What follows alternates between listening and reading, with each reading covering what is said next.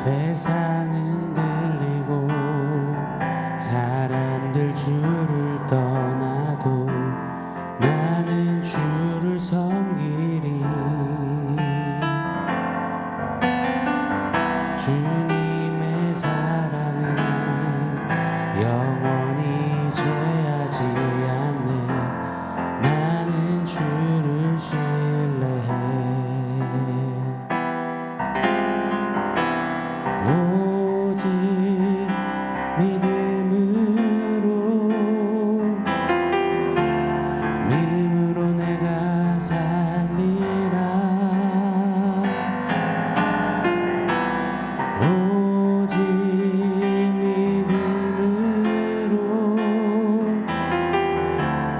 믿음으로 내가 살리라. 오직 의인은 믿음으로 말미암아 살리라.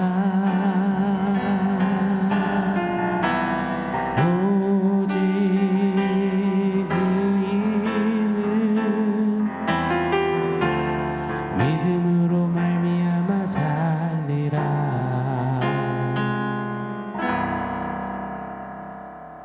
샬롬. 오늘 우리에게 주신 하나님 말씀은 마가복음 5장 41절로 43절입니다. 우리 한 목소리로 같이 읽겠습니다.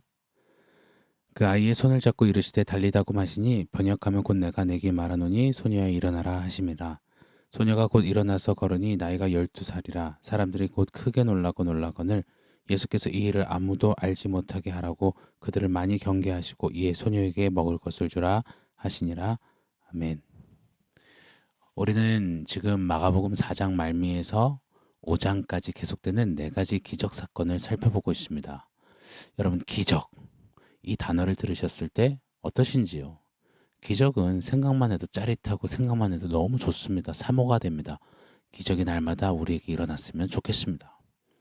우리가 지금 살펴본 4가지 기적들 보면 공통적으로 다루어지는 주제가 있습니다. 바로 핵심 중에 하나, 믿음입니다. 첫 번째 기적이죠. 큰 광풍 가운데서 믿음이 없이 두려워하던 제자들, 그런 그들에게 어찌하여 믿음이 없느냐며 믿음을 말씀하시며 책망하셨습니다. 두 번째 기적이었던 군대 귀신 들린 광인도 결국 믿음으로 그가 서서 주께 행하신 일들을 전하는 선교사의 삶을 살게 되죠.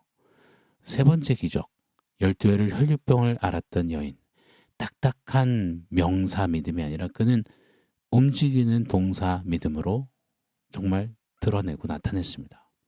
예수님의 이야기를 듣는 동사, 믿음, 무리 가운데로 끼어 들어가는 움직이는 믿음, 뒤로 돌아가는 믿음, 예수님의 옷에 손을 대는 그 믿음, 예수님의 옷에 손을 대어도 구원받으리라 믿었던, 움직였던 살아있는 믿음. 자, 이렇게 믿음이 막 강조되었어요. 그리고 네 번째 기적 사건이죠. 회당장 야이로에게는 주님이 친히 이렇게 말씀하십니다. 두려워하지 말고 믿기만 하라. 믿음을 정확히 짚으셨습니다. 즉 지금 4가지 기적 사건 모두가 믿음을 다루고 있는 거예요. 믿음은 기적과 뗄래야 뗄 수 없는 그런 불가분의 관계인 것 같습니다. 더군다나 오늘 이 마지막 4번째 기적 사건의 하이라이트, 회당장 야이로 가정에 베푸신 기적, 죽은 딸아이가 살아나는 기적, 이거 정말 그냥 기적이 아니잖아요. 죽은 사람이 살아나는, 정말 이거는 있을 수 없는 그런 기적이잖아요. 정말 믿음은 미스테리한 것 같아요. 믿음으로 죽은 사람이 살아난다니요. 맞습니다. 믿음은 우리가 생각하는 것 너머에 엄청난 힘과 능력이 있음에 틀림이 없습니다. 사실 당연합니다. 믿음은 실로 엄청나요. 왜냐하면 우리 너무나 잘 아시다시피 우리가 너무 최고의 수혜자잖아요. 믿음으로 죄인이었던 우리가 의인이 되잖아요. 구원에 이르게 되잖아요. 믿음은 정말 이런 대변혁을 일으키는 힘이 있음에 틀림이 없습니다. 또한 믿는 자에게 능치 못함이 없는 믿음은 우리의 불가능을 가능케 하는 어떤 파워가 있음에 틀림이 없습니다. 자, 그렇게 우리가 지금 계속 기적 가운데서 믿음 하다 보니까요. 자칫 잘못하다 보면 믿음에 대한 좀 삐뚤어진 기대치, 그 왜곡된 시각이 생길까 조금 우려가 되는 겁니다. 그래서 죽은 야이로의 딸아이가 사는 입이 쩍 벌어질 만한 이 기적 앞에서, 이 하이라이트 부분 바로 앞에서 좀 믿음에 관해서 그것이 알고 싶다 한번 해보고자 합니다. 먼저 한번 질문 드려보고 싶습니다. 믿으면 병이 다 나을까요? 믿으면 문제가 해결이 다 될까요? 믿으면 소원이 반드시 이루어질까요? 믿으면 기적은 따놓은 당상이 될까요? 반대로 믿음이 없으면 기적은 아예 일어나지 않는 걸까요? 우리는 기적과 문제 해결, 기적과 소원 성취, 이 믿음, 이때 믿음이 반드시 필요하다 여깁니다. 그래서 믿음을 선행 조건처럼 여기곤 합니다. 일견 맞습니다. 동의합니다. 기적에 있어서 믿음은 너무너무 중요한 역할을 하거든요. 그런데 말입니다. 그러다 보니 좀 과한 표현이 될 수 있겠지만 믿음에 관해서 왜곡된 시각이 생길 수 있다는 겁니다. 조금 과할 수 있습니다. 들어봐 주십시오. 마치 세상 불신자들이 무당을 찾아가 병 고쳐주세요, 소원 좀 이루어주세요 하며 간절한 마음을 다해 복채를 드리듯이, 그래서 때론 정성이 부족하다 호통치는 무당의 호령에 복채를 더 넣어드리듯이 믿음을 마치 기적을 위한 복채처럼 여기는 삐뚤어진 시각이 있을 수 있다는 겁니다. 충분히 말입니다. 사실 또 그리 많이 작동되는 것 같아 보이기도 합니다. 말씀을 지금 전하면서 복채 이런 표현 드리는 것이 어쩌면 기분이 언짢으실지 모르겠습니다. 그렇지만 그래도 한번 진지하게 생각해 보았으면 좋겠어요. 예수님께서 어찌하여 믿음이 없느냐, 이 믿음이 적은 자요, 이렇게 책망하시는 것을 마치 정성이 부족하다, 이 무당의 호통처럼 여기는 경향이, 그 불편한 진실이 우리들 안에 알게 모르게 자리할 수 있다는 겁니다. 사랑하는 여러분, 믿음은 복채가 아닙니다. 믿음이 왜 없느냐, 이것은 정성이 부족하다, 이런 게 아닙니다. 오해하지 않기를, 착각하지 않기를 원합니다. 목사님 지금 무슨 소리 하시는 겁니까?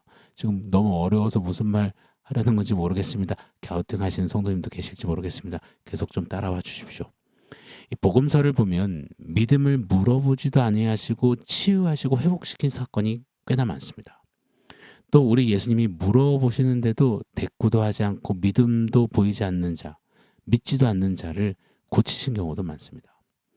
한 번은 예수님께서 38년 된 병자를 향해 찾아가셨습니다. 네가 낫기를 원하느냐? 그러면요, 그때 그럼요, 네, 그러기를 원합니다. 이게 공식 같잖아요. 믿음으로 반응하는 거예요. 그런데 이 38년 된 병자는 오히려 불만만 토로했거든요. 아무도 자기를 못에 넣어주지 않는다며 신세 타령만 했거든요. 그럼에도 예수님은 네 자리를 들고 일어나라 하시며 그를 치유해 주셨습니다. 그러니요, 이 사건만 봐도요, 저는 분명히 믿습니다. 믿음은 기적을 위해 선행돼야 되는 어떤 절차, 공식, 복채가 아님을 말입니다. 조심스럽지만 이렇게 한번 담대하게 외쳐볼게요. 예수님의 베푸신 하늘의 기적은 우리의 믿음의 유무와 어쩌면 관계가 없는지 모르겠습니다. 기적은 믿음의 크고 작음과 관계가 없다고 저는 생각합니다. 그럼 목사님 도대체 뭔가요? 네, 기적은 온전히 전적으로 하나님께 달린 겁니다. 예수께서 기적을 베푸시기를 원하시면 우리의 믿음의 어떠함과는 관계없이 기적은 펼쳐지고야 만다는 겁니다. 예수님의 뜻이 있으신 곳에는 우리의 연약한 믿음이든 우리의 실패한 믿음이든 때론 우리가 산을 옮길 만한 믿음을 외칠 때든 어떤 시간 어떤 자리든 주님의 뜻이라면 예수가 하나님 되심을 드러내는 기적은 일어나고야 만다는 것입니다. 그럼 우리의 믿음은 도대체 어떤 역할을 하는 걸까요? 도대체 믿음의 역할은 뭘까요? 네, 우리의 믿음은 기적을 위한 복채가 아니라 우리의 믿음은 하나님의 영광을 나르는 보게 하는 통로가 됨을 기억했으면 좋겠습니다. 자, 이렇게 한번 설명드려 볼게요. 가령 밥을 먹기 위해서 밥을 이쁜 공기에 담습니다. 여러분, 이때 뭐가 중요한가요? 밥이 중요한가요? 이쁜 공기, 그 그릇이 중요한가요? 이쁜 그릇의 역할은, 용도는 무엇일까요? 밥을 먹기 위함이죠. 그 누구도 이쁜 그 그릇을 먹기 위해 밥을 푸는 사람은 없습니다. 그건 진짜 이상한 일이죠. 하나님의 영광을 담기 위해 믿음이 필요합니다. 믿음 자체가 결론이라서 믿어야 기적이 일어나니, 그래서 믿음 하는 것은 마치 밥은 안 먹고 그릇을 먹겠다고 하는 꼴임을 기억하기를 원합니다. 자, 다시요. 믿음의 역할은 하나님의 영광을, 구원의 영광을 담아 우리에게 보여주는 통로인 겁니다. 믿음은 하나님의 영광으로 나아가는 길인 겁니다. 믿음 자체가 우리 신앙의 결론이 아니라는 것입니다. 오늘 본문 속에서 한번 이 부분을 살펴보기를 원해요. 죽은 아이를 보면서 잔다. 예수님이 그리 하셨더니 무리들이 비웃었거든요. 그런데 42절에 보면 소녀가 살아 일어납니다. 걸읍니다. 그때 사람들이 크게 놀라고 놀라거늘이라고 기록합니다. 놀라고 놀라다. 여기 사용되는 원어는 단순히 이야 하고 그냥 와 놀랐다 이 정도가 아닙니다. 압도되었다라는 뜻입니다. 무엇에요? 예수님께요. 예수님이 진짜 하나님이시구나. 죽은 자를 살리시는구나. 예수께 영광을 보는 겁니다. 그리고 그 영광에 제압당하는 거예요. 압도당하는 겁니다. 강타당하는 겁니다. 여러분, 야이로가 믿었기에 필연적으로 죽은 딸이 사는 기적이 일어난 게 아니라 예수께서 죽은 딸을 살리시니 구원하시니 하나님의 영광이 야이로의 믿음이라는 그것에 담겨 보여지게 된 겁니다. 그러니 비웃던 사람들이 야이로와 그의 딸을 통해 야이로의 그 믿음을 통해 예수님의 영광을 보게 되었다는 것. 그것이 오늘 본문의 중요한 핵심 중에 하나입니다. 이 복음서에 보면 죽은 나사로가 살아날 때 죽은 사람이 사는 기적이 진짜 희귀하잖아요. 나사로도 그랬습니다. 그때 사람들이 비웃고 조롱했거든요. 나사로의 누이였던 마르다 또한 처음에는 주여 맞습니다. 주는 그리스도시요 세상에 오신 하나님의 아들이신 줄을 내가 믿나이다. 멋진 믿음의 고백을 했었습니다. 그러나 여러분 잘 아실 거예요. 이 믿음의 고백은 나사로가 살아나는데 어떤 역할도 하지 못했습니다. 오히려 마르다는 나사로가 죽고 며칠이 지나자 우리 오빠 죽은 지 나흘이나 되어서 썩어 냄새납니다. 예수님 이제 그만하세요. 이미 다 끝났어요. 아무것도 안 됩니다. 믿음 없음을 여실히 드러냈습니다. 우리가 분명히 보고 기억해야 합니다. 우리의 믿음은 기적을 위한 장치, 공식 조건이 아닙니다. 마르다의 믿음 없음에도 기적은 일어나고야 말았습니다. 왜요? 예수님이 원하셨거든요. 예수님은 그런 마르다에게 또 비웃는 이들을 향해 외치셨습니다. 네가 믿으면 하나님의 영광을 보리라 하지 아니하였느냐 외치셨습니다. 보십시오. 믿으면 기적을 보리라. 믿으면 오빠 나사로가 살 거다라고 하지 않으셨습니다. 믿으면 영광을 보리라. 맞습니다, 여러분. 저는 확신합니다. 믿음은 기적을 위한 조건이 아니라 복채가 아니라 기적을 위해 먼저 선지불해야 되는 어떤 것이 아니라 믿음은 하나님의 영광을 보게 하는 통로인 것입니다. 그래서 우리 예수님께서는 네가 믿으면 하나님의 영광을 보리라 하십니다. 오늘 본문의 문맥도 비슷하고 오늘 본문이 강조하는 포인트도 비슷하다 확신합니다. 사랑하는 여러분, 다시금 강조드리며 말씀을 맺고 싶어요. 조금 어려우셨다면 수고하셨습니다. 좀 한번 되뇌어 보십시오. 또 한번 복귀해 보십시오. 한번 좀 깊이 한번 쪼려내 보십시오. 계속되는 기적 사건들, 언급되는 믿음. 그래서 여러분 그냥 휩쓸리듯이 믿음 복채처럼 드려야 뭐 기적이 일어나 이런 식으로 우리 결론 짓지 마시자고요. 믿음은 하나님의 영광을 나타내시기 위해 우리에게 주신 선물입니다. 너희는 그 은혜에 의하여 믿음으로 말미암아 구원을 받았으니 이는 하나님의 선물이라. 에베소서 2장 8절 9절의 말씀처럼요. 믿음은 우리에게 주신 선물이에요. 어떤 선물이요? 하나님의 영광, 그 구원의 영광을 담아내고 누리게 하시는 선물 말입니다. 그러므로 이 선물을, 이 믿음을 단순히 눈에 보이고 만져지는 어떤 기적을 위해 뭐 복채처럼 여기지 않기를, 그렇게 좀 하락시키지 않기를 원합니다. 믿음으로 그저 당장 급한 불 끄고 당장 어떤 마려운 어떤 것을 해결하는 것, 당장 힘든 어려움을 극복하는 것으로 이 믿음을 좀 디밸류 시키지 마시자고요. 믿음은 복채가 아니거든요. 네가 믿으면 하나님의 영광을 보리라. 믿음으로 기적을 보려 하지 말고 믿음으로 하나님의 영광을 보려 하는 우리를 원해요. 믿음으로 하나님의 영광을 구하고 믿음으로 하나님의 영광을 좀 보는 우리를 원해요. 그렇게 되면, 그렇게 하나님의 영광을 보면 하나님의 영광이 자연스레 이루시는 기적이 우리에게 베풀어지는 겁니다. 우리가 보게 될 것입니다. 자, 이 믿음의 중요한 부분들을 좀 한번 되짚고 새기는 저와 여러분 되었으면 좋겠습니다. 자, 오늘 원포인트는 믿음으로 영광을입니다. 약한 믿음, 강한 믿음, 믿음의 어떤 레벨, 농도, 순도, 컬러, 크기, 이렇게 믿음을 세분화하기를 잘하는 우리입니다. 기도 응답이 많고 기적도 많이 누리면 너나 할 것 없이 믿음이 좋으시나 봐요, 믿음이 크시나 봐요 평가합니다. 해석합니다. 반대로 원대로 안 되고 문제 해결, 소원 성취가 안 되면 믿음이 나쁘시군요, 믿음이 엉터리군요 하고 말하곤 합니다. 평가하곤 합니다. 여러분, 믿음에 대한 이런 인식, 정의가 좀 바뀌어야 한다 믿습니다. 믿음은 좋고 나쁘고 크고 작은 게 아닙니다. 오늘 내가 하나님의 자녀가 되어서 내게 베푸신 예수 복음의 은혜, 그 구원을 알고 감사하고 있다면, 그래서 작은 내가 감히 크신 하나님의 영광을 말하고 사모하고 노래하고 예배하고 증거하고 있다면 우리는 믿는 자입니다. 작은 믿음, 큰 믿음, 약한 믿음, 센 믿음에 속지 마십시오. 오늘부터는 저와 여러분이 뭐 믿음 약해서요 이런 말 대신에 저는 믿음으로 하나님의 영광을 봅니다. 믿음으로 하나님의 영광을 보기를 원합니다. 믿음으로 영광을 볼 것입니다. 이렇게 외치는 좀 믿음의 사람들, 저와 여러분 우리가 되기를 원합니다. 여러분 한 번 더 선포드릴게요.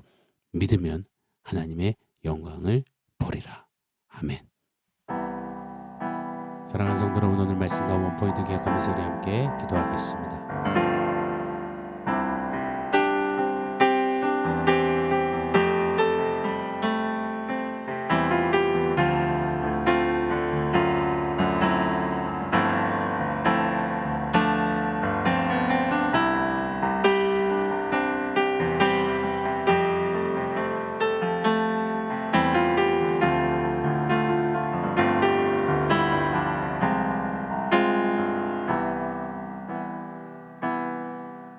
하나님, 우리에게 믿음 주셔서 감사합니다.